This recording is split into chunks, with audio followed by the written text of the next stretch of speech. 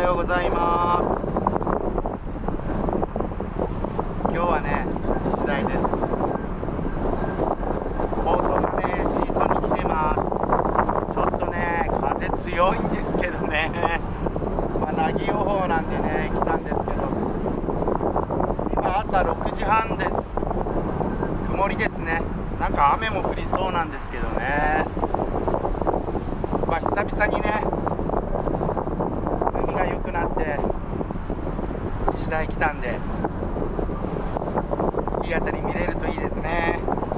じゃあ1投目行ってみます。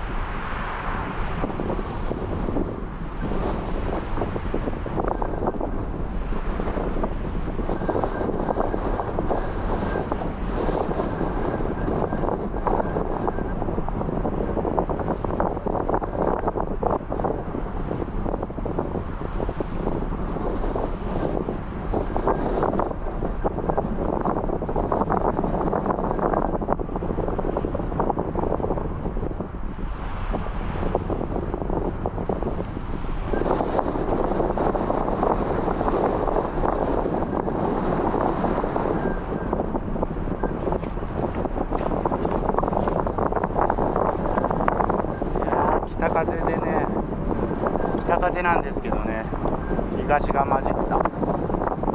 寒いですね。もう餌取りはすごいですね。今日はね、これ以上はね、どっちにしても風は弱くなることはないでしょうね。強くなることはあっても。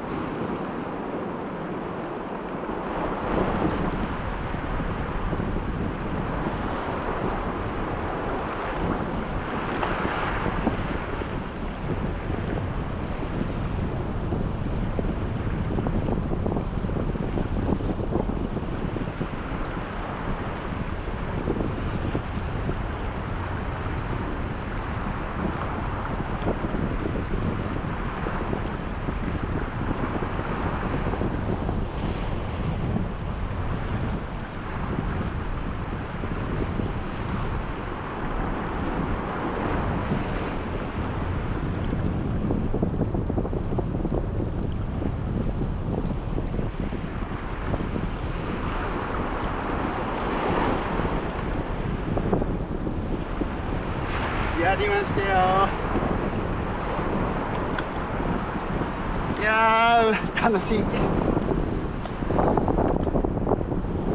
次第。今